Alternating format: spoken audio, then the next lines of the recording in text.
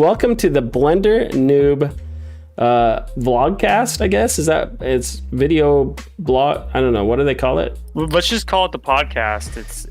All right. It's in a short format, but maybe the vlogcast. I kind of like that. Yeah, a video blogcast. So we'll call it that. My name is Gabriel Olson, also known as the Checkpoint Professor. I am a full-time professor at the University of Utah, where I teach video game design. And on the side, I'm doing all things video game art, design, and Twitch streaming.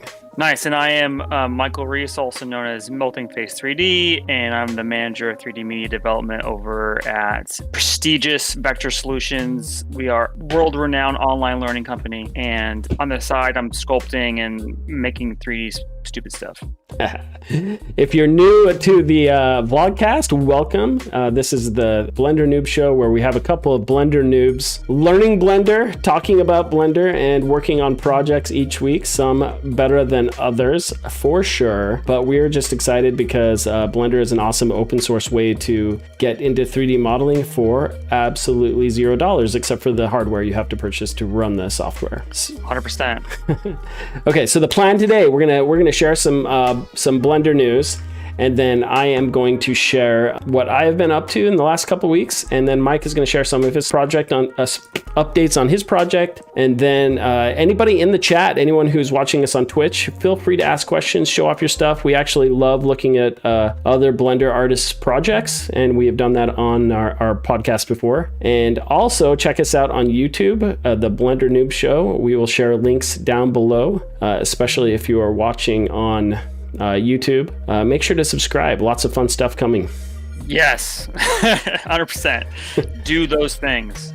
So Mike has just informed me that there has been some massive news this week in Blender. Yeah, so if you follow Blender at all, you know that this week was the big 2.92 release of Blender, and it's been hitting the airwaves. It's a pretty big release from 2.91. The biggest feature that was brought into 2.92 was the geometry nodes, which is a really cool. So it's using Blender's fantastic node-based. Typically you do textures with the nodes, but they've now introduced geometry nodes. So you're able to have math nodes and geometry nodes and tie those together to create really interesting, scattering and all sorts of really crazy effects. So the geometry node is the new modifier. Point scatter is where you can take that geometry and do like forest, do a city, do all sorts of really crazy stuff. Then they have math nodes that you can put in there just to make crazy compositions, just all sorts of like abstract art, like as well as just very efficient scattering effects, which are a pretty huge deal. That's awesome. Have you gotten a chance to play with any of that yet, or? Not yet. I am definitely going to, and that's one of the things that maybe we'll create a few shorts about. But one of the things that I'm really bad about as an artist is, for me, I want to try and make sure I learn some of the major features, because with Blender coming out with a major release it feels like a few months. I feel like I could just be playing around with the new features all day and all night up until the point where they have a new release and not actually get anything done. So what I try to do is, when I want to use a new feature, I create a project around it so that I can kind of really hone in on it. But with geometry nodes, I'm pretty sure I'm going to be watching some how-to videos and doing some fun stuff with that. No, that's awesome. So speaking of doing projects around it, I've been working on a small side project, a small little video game. And I think just talking with you right now, because that's kind of how I was splitting up my time. I had 2 hours earlier today to work on that, and then only 1 hour to really hop into Blender, which isn't enough time. But that's true, to your point. If you can find this time to work a project around it, that's where you can really help you learn faster. And so I think I've just committed myself to making all the artwork and the character work in Blender for that game. Oh, cool. What are you going to do any sculpting, or is it going to be more just straight edge modeling? Yeah, I think it's going to be mostly low poly stuff, right? So this is straight for video game stuff. Yeah, maybe it'll get me into that stuff. So this new release, I should get back on topic. Is it an LTE edition, or is this just a standard update? Yeah, it's 2.92. Okay. So yeah, currently the LTE version's on 2.83. I don't think they're going to do a new LTE version for a little while, but... So are you switching over to this version, or are you sticking to the tried and true? So I'm currently on 2.91.0. So I'll probably be switching over once I'm done with this project, just because everything is kind of set up with this. I don't plan on needing the geometry nodes or anything, but I am positive I'll be going over to 2.92 in the next few weeks. Yep, that's awesome. All right, Mike, any other big news happening? I must admit, I've been out of the loop. Well, so more on Blender. That's the big feature, but there's tons of sculpting updates. One of the big features of Blender that I'm not sure if you know about, but that's getting a lot more attention is the grease pencil within Blender. So like actually the 2D features within Blender, there's a lot of concept artists who are using Blender for their 2D design because it can actually, have some 3D elements as well. So It's really, really cool. Definitely, Gabe, I think it'd be cool if you checked out the grease pencil stuff, just because you're into drawing. So am I, but it is really, really cool. So check this out. I'm just hopping on Blender Nation Google. Oh, this is not, I just saw some cool concept art I'm trying to see. So mixing 2D and 3D grease pencil. I looked up the grease pencil. I'm not seeing it. What do you think I'd Google for that? Blender 3D grease pencil? Just Blender grease pencil and you'll find it. All right. GREASE. So let's look up some images here. That's awesome. That is on my list now to look up. So just doing 2D art now in Blender, huh? It's changing the whole game. I feel like it is anyways. I think Blender's just changing a lot of stuff. It's just a crazy tool. Yeah. So what is this? Suzanne meets the new grease pencil object that's interesting. So this looks like it's in 3D space. It is in 3D space. That's what's so crazy about it.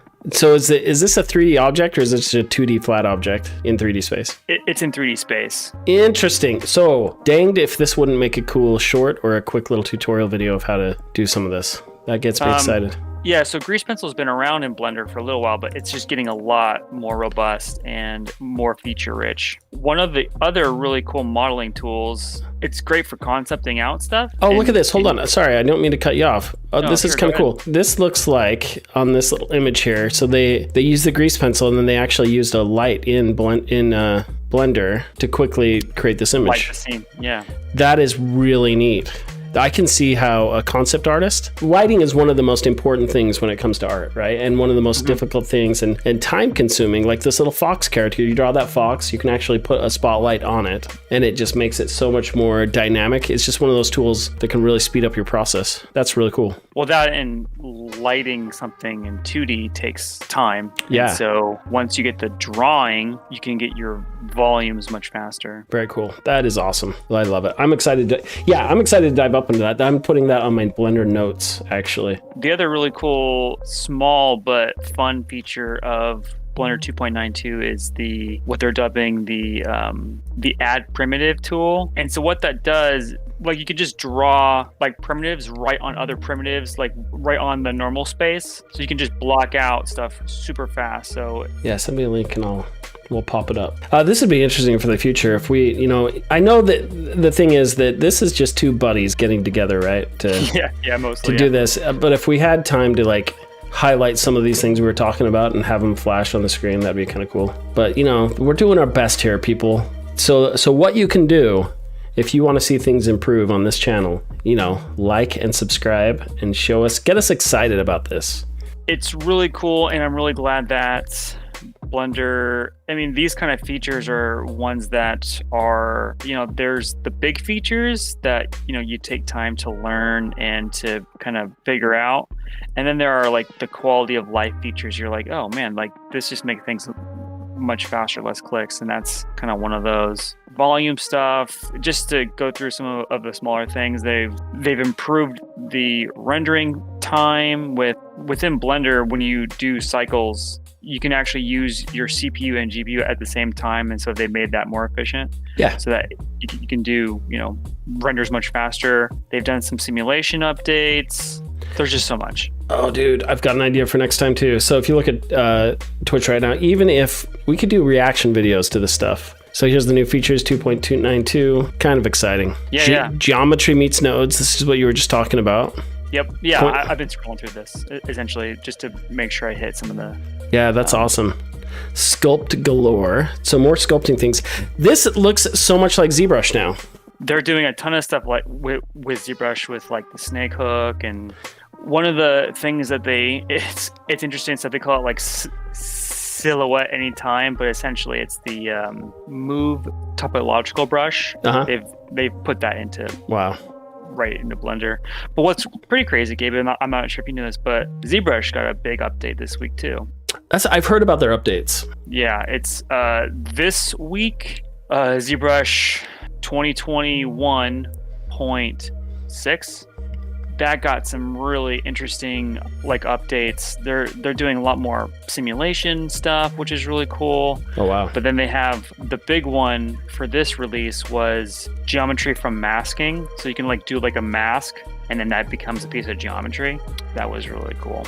It's so hard keeping up with all this stuff. That's there is so much to keep up with, and that's the thing, you know. That's why I was saying, like, if I really want to learn Blender, I really need to do my side project in it. Yeah, that's how I've been learning. And then this is going to really mess me up, Michael, because like in the fall, I'll be teaching an advanced modeling class in Maya. Yeah, you won't know what you're doing anymore. So that is going to be a lot of fun, but that'll be good too. That'll be good for me. But I'm excited. I think Blender is really making a name for itself. I think it's going to be one of the big. It's going to be picking up. I totally agree. Yeah, so just crazy things going on, and I look forward to one of the things I want to do for my next project. It's going to be more hard surface stuff, but I'm going to do more of an environment. It's going to include just a couple more tools that I want to learn in Blender. I'll probably actually end up using the geometry nodes for like almost like a particle effect or something. Yeah, we'll see. One of the things that Blender does that I want to learn too is just some of the stylized rendering they can do. Oh, that's cool. No, there's a lot of beautiful stuff. Yeah, so here's what I'm going to be doing. I'm going to be doing more of the fundamentals, right? And so I love all that. So really, like, you're a lot more technical than I am. You're the technical Blender noob, and I am the fundamentals Blender noob. I just want to know how to use the basics, right? So yeah, I think that going forward, like, I'll be making my simple low poly character in Blender. Spoiler alert, I'm making a spoof on an endless runner. That's my plan. So technology-wise, it's not going to be the most difficult mechanic. Essentially, my character will be walking infinitely. Nice. And so the title of the game, I've actually started up like an itch.io page and made it official. It's called The Infinite Wanderer. No, cool. I like that title. Yeah, and so the idea with this game is that I'm gonna create it in Unreal, and officially now I'm gonna be doing all the art assets in Blender. The tiles will infinitely spawn in front of the character, disappear in the back. The idea is that you can keep playing this game forever, and each quarter of the year I'll do an update. Of like a new environment or something? New environment, new little twist on the mechanic, something that'll change up and keep people playing. And so the persistency of it, I think that the point system will only be based on the time that the app is open. Oh, okay, that makes sense. So the longer you play, like, there you are in the leaderboard. So essentially you could leave your phone on and keep this character walking and doing different things. You could still, like, when you, in a game like Temple Run, where you get to the end and you have to either fork left or right, and that's the twitch-based response before the monster gets you behind. Yeah, none of that. You don't die in my game. You'll get to that corner, and you'll have to flick left or right to decide which way to go. Basically, you'll be endlessly standing there until you make that decision. So you won't be progressing in the game. Yeah. That's the general premise of this game. And so it's like games are all about dying and seeing how far you can go. This one is I'm going to play against the grain. But the idea too is the way I'm creating it this way is because I teach at the university, I want opportunities that, hey, if one of the students wants a side project to work on, it's like, hey, this quarter, what flavor do you want to add to the game? Yeah. If it's an engineer who really wants to work on some system design stuff, hey, you want to create an avatar editing system or like a badge system or some way to put like something in the game? Cool, that sounds cool. We can add that this quarter, see how it works. Kind of see how how everyone responds to it. And that would be your credit in the game, right? That'd be really cool because essentially you could have branches of the game. You know what would be really interesting, Gabe, is if like every year you decided to break off like the current branch into open source, and then just you and your school did what we call like the main branch, Yeah. Right. But then every year you just kind of give the game out as like, okay, this is open source. Take where it is currently into wherever, branch you thought that it should go, and just see where other people take it. But like, essentially, the game is perpetual, but also the development is perpetual. Yeah. So which is kind of very much in alignment with itself. But what's cool too is that like from the first like iteration of the game is version 1, and then after every quarter it's version 1.25, 1.5, 1.75, and then 2, and then you can just choose to say, like, if a student's like, hey, I want to try and build this thing into the game, you could, and it works, then that could make it into the current branch. Yeah, well, I like that idea. So the idea is like kind of like, if it's successful and that new little thing works for that quarter, then we keep it. If not, I think to that point, we go back and start back from the other branch. But I'm going to pick your brain about that, because that sounds like a good idea going forward. But that whole idea is exactly, this is a perpetual infinite game, and it's infinitely being worked on. And if it feels like it's getting too bloated, we cut back, right? We go back to what it was. And Pwas just made a comment, and for a low price of $4.99, you can unlock additional automatic turns for the next hour. Pwas, I'm not gonna lie, that's actually an awesome idea, because I'll bet people would pay for that. Yeah, that is funny. For $1. So like, seriously, I thought like maybe that you would run up to a tin can in the middle of your path, and it's like, until you finally tap the screen and your character picks it up and puts it in the garbage, does a little environmental cleanup, you don't progress, right? So it's not these, it's like, your shoes get untied every once in a while, and until you tap the screen to bend over, tie your shoes, and then start walking again. That's cool. Pwas says, no, it's not. That's an awful idea. Pwas, it is a great idea, and it is now part of the game. You cannot undo what has been said. Yep, it's true. It's been recorded. It's on the internet. You're awesome. Shout out to Pwas. Hey, thanks for being our lone viewer tonight on the noob the noob show. But yeah, so we've kind of gotten off topic, but that's kind of my plan with the projects going forward, I think. I think I'm going to be first up to show some of the stuff I've learned this week. Yeah. Which, full disclosure, I don't want to let you down. It's about the same as always. But I have learned a new way of doing things. And that is not trying to learn from myself. So, as you know, I've been trying to do that little Among Us character in Blender. Here's the deal. You went over a whole bunch of really awesome tutorial stuff like the first time we met, and I took notes on it. If you're not consistent, it all goes away, right? And so because of school and work and my home life and family, like, it's been very difficult. So actually, finally had a little time to have a little date night with the wife yesterday. We were kind of making some notes on priorities and stuff we wanted to do, and that was one of them. One of them was, if I want to work on this little game of mine, I need to consistently block out time for that. Yep. And so we're like, okay, you know what? 2 hours on Monday, 2 hours on Wednesday, 2 hours on Saturday. Those are permanently affixed. Those are the times I work on my game and Blender and all that stuff, and that doesn't change. So going forward, we're going to do that. But anyway, so today was the first day I actually did that, right? So I spent 2 hours working on my little Endless Wanderer and 1 hour working on Blender. And what I discovered was I get into the same old habits as I always do in Blender. And so my big thing today was I had, on Twitch is actually very helpful because it keeps me focused on that. And then I have a couple people. The Blender community is pretty awesome, right? Those who love Blender, and they love talking about Blender. So I had two Blender people in my chat, and I was like, you know what? Here's what we're gonna do. I'm gonna tell you what I want to do to the chat. You tell me how to do it.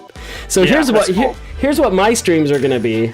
My streams are gonna be branded as Teach Checkpoint Professor How to Use Blender, and I'm gonna have the community teach me how to do it. And so they got in, and they were actually in the chat telling me a lot of the stuff that you'd already told me.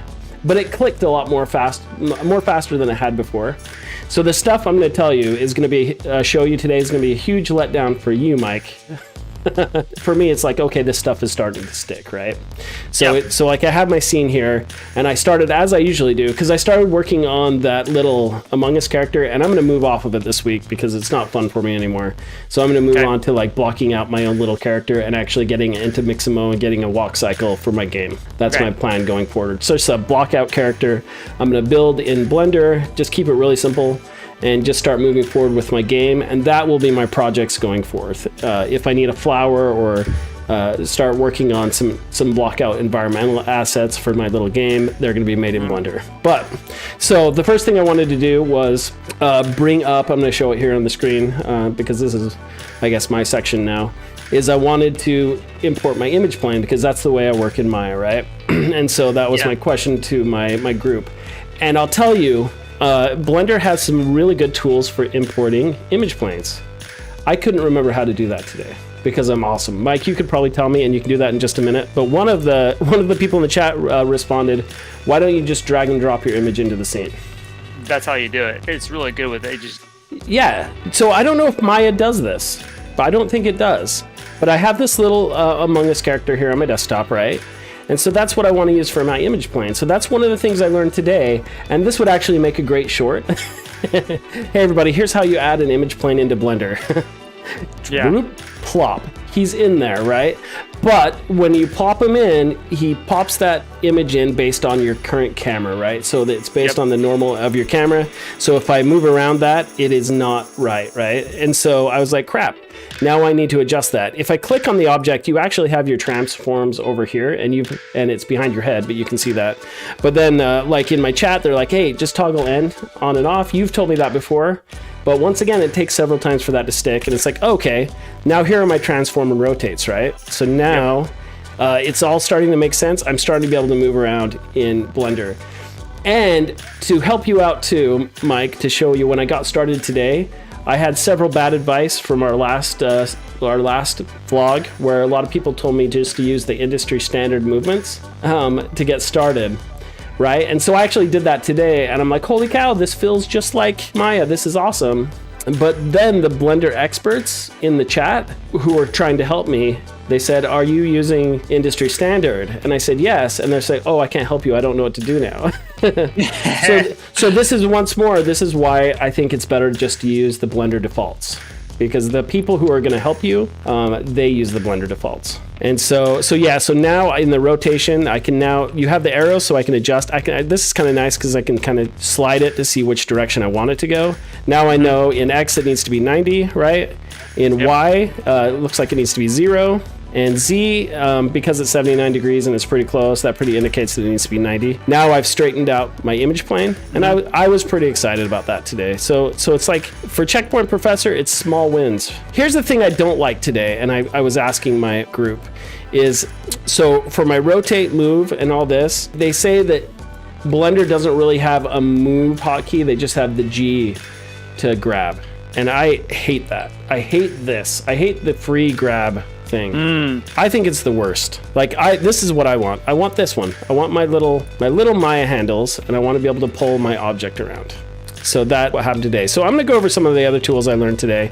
Some of the issues I had when I was modeling this little character is in Maya, I never start with spheres. I always start with cubes, right? And so for a character like this, which I was pretty excited, they showed me how to tab to go into edit mode. I think I didn't save this. I didn't. So they had me, I changed my spacebar to do the pie menu, all that stuff, which I was pretty excited about. And I'm going to do that again just to remind myself. So if I go into edit preferences under key mapping, I can change the spacebar to go to search instead, and the tab to go to the pie menu. You showed me all that stuff in the beginning, right? Yeah. But now I actually remember it, so that makes me excited. So things are moving and shaking, right? So I can actually press that. Now I have that. So here's what bugged me. Is I actually took my character and I scaled this up to, like, I like to scale it to what kind of that base shape looks like to me. I'm gonna scale it more uniformly. I'm gonna try to anyway. Which one? Shouldn't one of these scale it uniformly? There it goes. Right, so if I scale this character up, and I'm gonna go to face mode here, and I'll scale this one. Oops, God, this is the Blender, you're killing me, bud. Okay, so I'm actually having to use the keys here because it does not like me. So I'm gonna scale this down. So this is more like if I want this non-uniform smooth shape. And look at that, what happened to you? What happened to you, bud? This is not going how I expected it to, Mike. I'm gonna turn on X-ray up here so I can grab everything. Oh yeah, so Shift Z will get you that right there. Shift Z gets you X-ray? Okay. Yep. So that works. Okay, so how do I uniformly scale? There we go. So I'm gonna grab one of those guys. Okay, so I have this may not be the shape I want, but if you look at this object, right? I'm gonna go into face mode. It's obviously, it's kind of a tapered rectangle. right? Yep. Verging on a pyramid. But if I go into my modifiers, which is the only way I know how to smooth subdivide. So in Maya, it just has really beautiful smooth subdivision tools that I use constantly. They will smooth out and subdivide simple shapes exactly how I want them to. They keep everything rounded and beautiful. Yep. I'm very frustrated with Blender so far. You're excited about the new technology and all the stuff it affords. I just want to get to some of the basics that I use in Maya to help my workflow work faster. So if I go to the modifiers and I select, so I have a couple. I have Subdivision Surface. Yep. And I think that was it. So if I click that on there, you can see my preview and then that shape. That does not match my base shape. This is like a perfect rupee shape, and I hate it. It's stretched and everything. This does not match this shape. It should be tapered larger on the bottom. It should match the surrounding shape. That bothers me a lot. That seems like it's not working as intended. Let me back to you just 1 second. I'm just testing what you're doing right here. So let's actually do this right here. So I'm actually curious now, if I had not done that in the first place, maybe there's a workaround around this. While you're testing that out, I'm gonna actually test by grabbing that original base shape. So that actually works. So what I could have done instead of that, I just don't understand why it didn't match what I had in the first place. It hurts my feelings, Michael. And I keep calling you Michael instead of Mike. I apologize. No, it's fine. Okay, so if I had done it this way though, right? If I had added the modifier before I had deformed it, if I kept it a cube. So I don't know, maybe there's history on that cube. No, there is.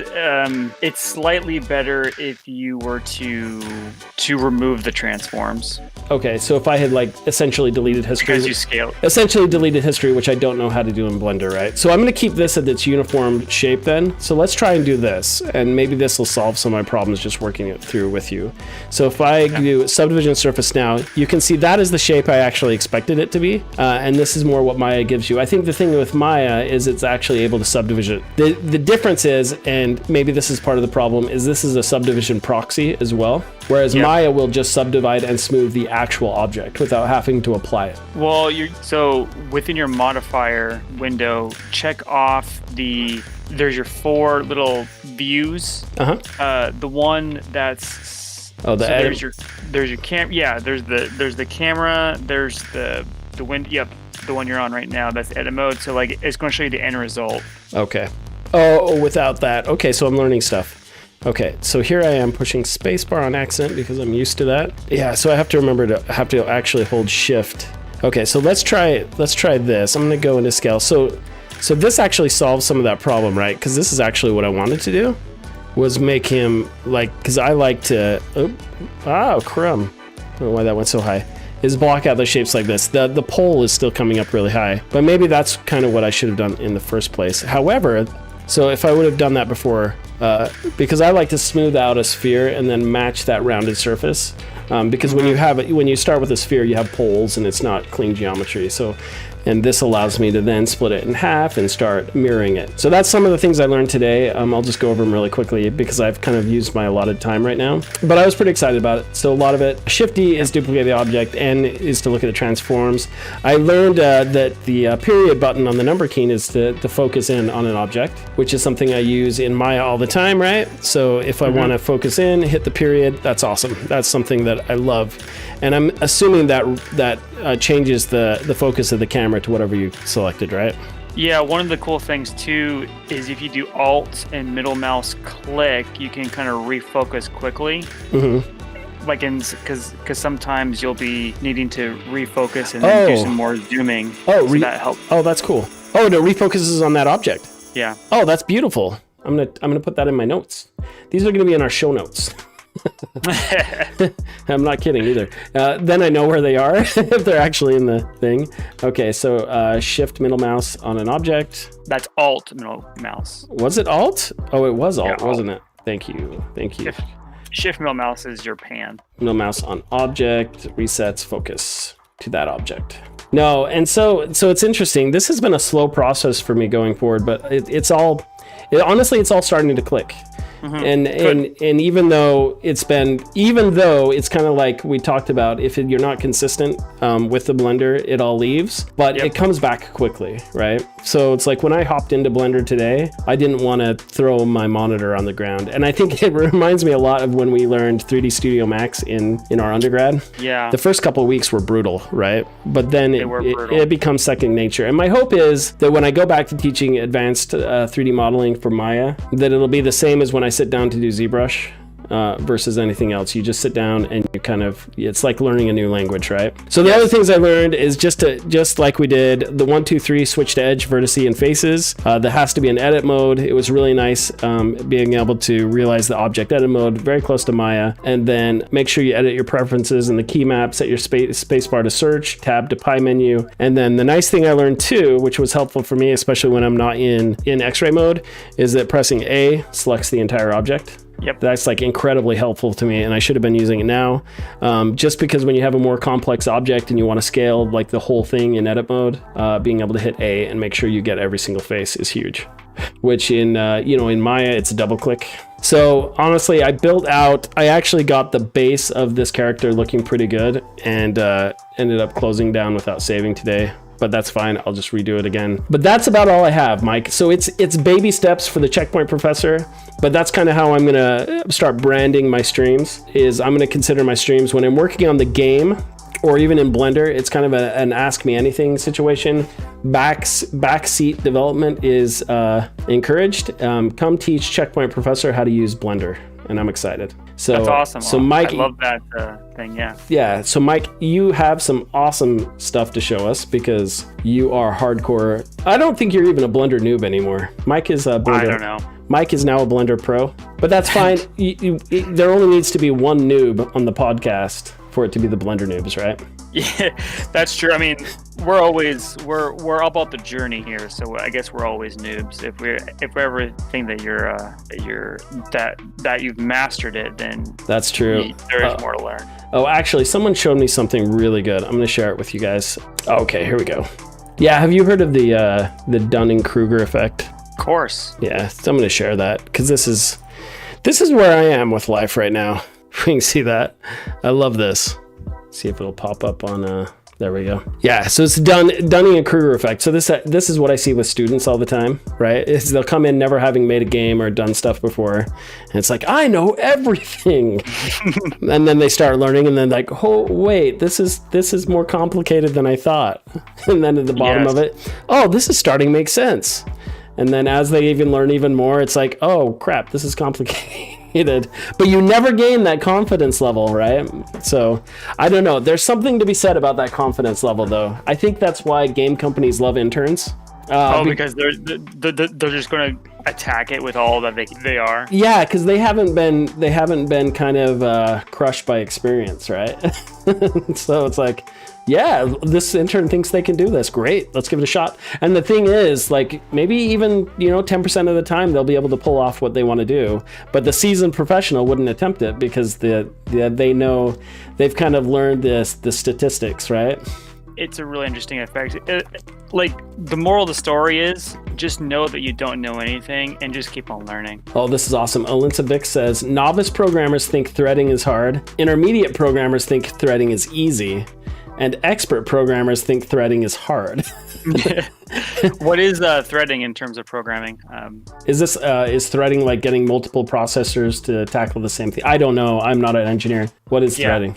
But I think the metaphor is pretty spot on for everything. I mean, because I know what multi-threading is, but like you were saying with like CPUs and stuff, I'm not sure how that relates to actual programming. But before we go into my project, I actually want to do a couple of quick tips for you, Gabe, as well as potentially for the channel. So yes, yeah. Let's hear it.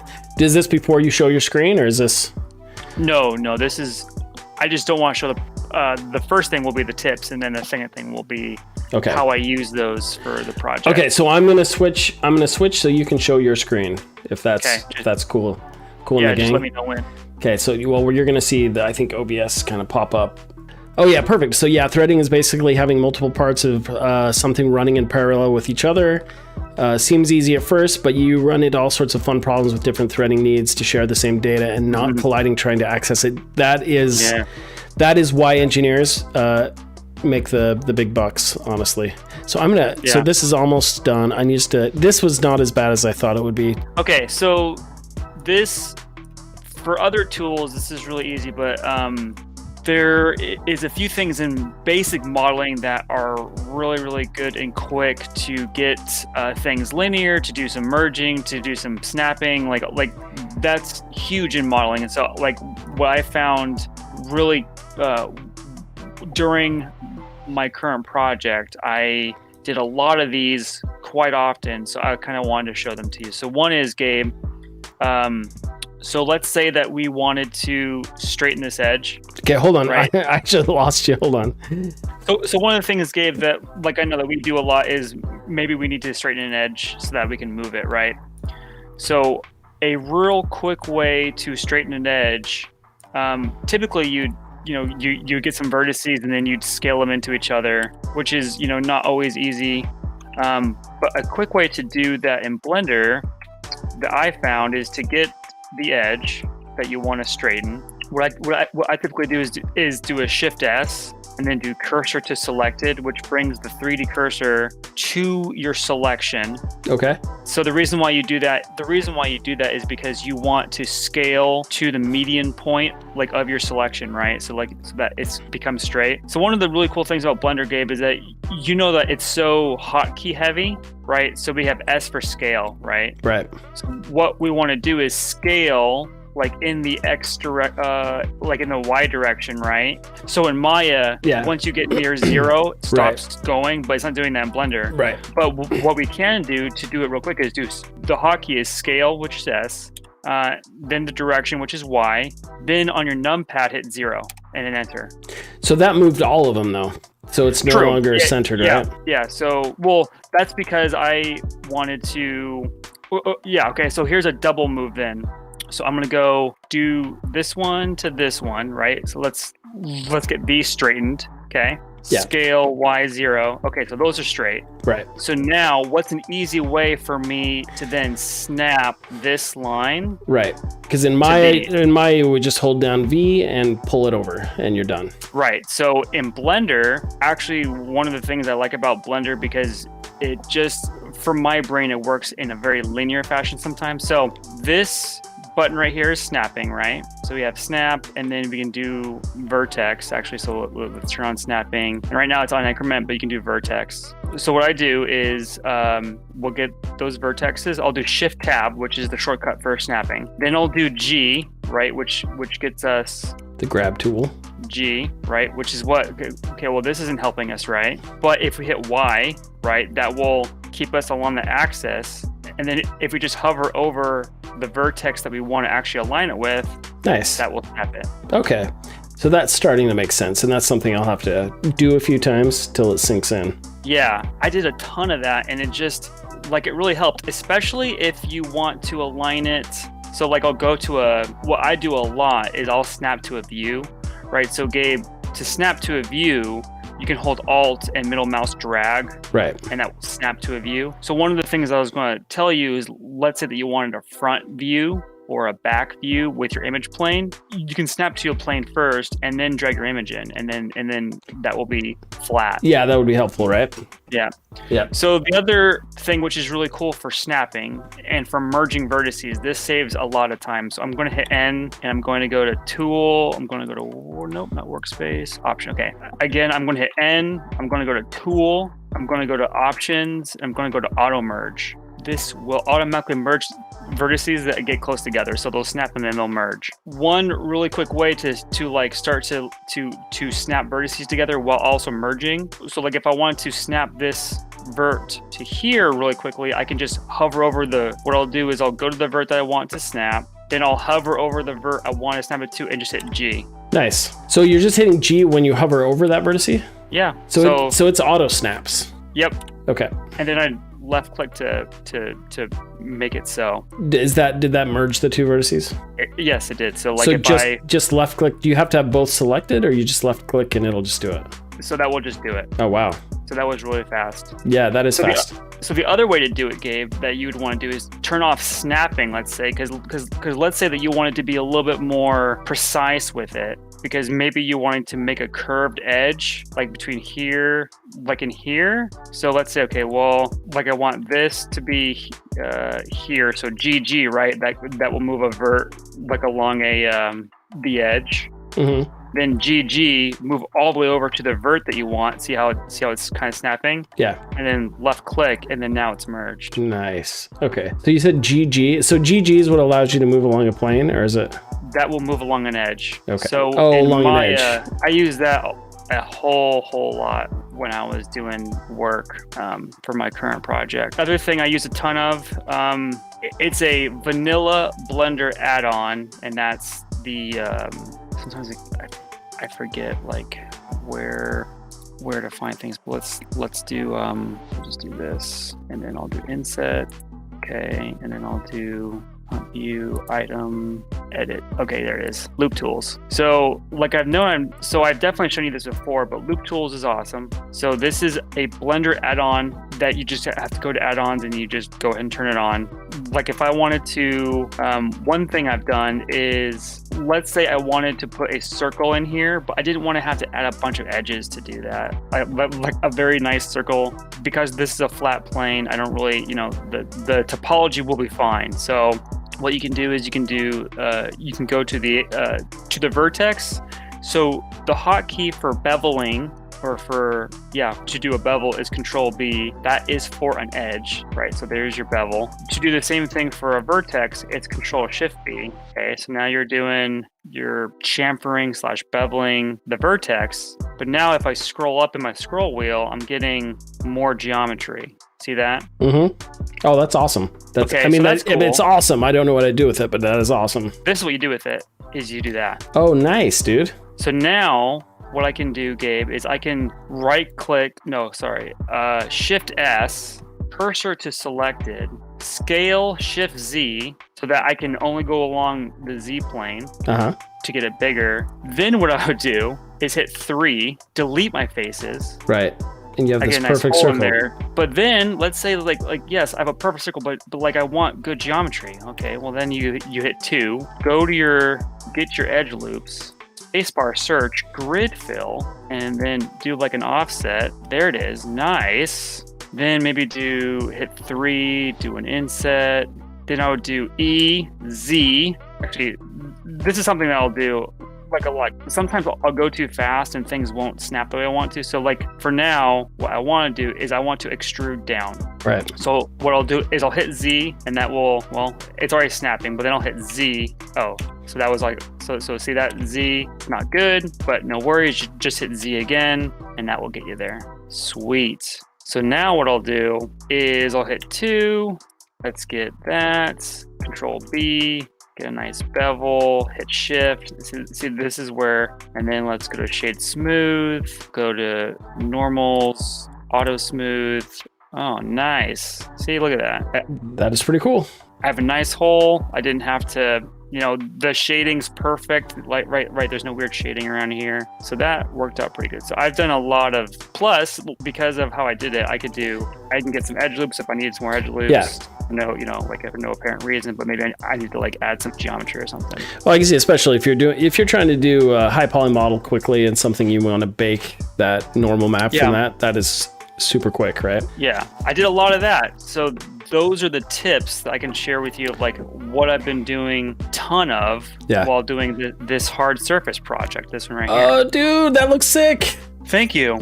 So I'm not done with it. There's still more things to do, but this was pretty methodically, one of the things I was able to do is like I have this, they call them empties, where I just parented, these main objects to this empty so that I can to an empty. So essentially, is that like a group node? Yep. No, okay. It is. Yep. Or a transform node, right?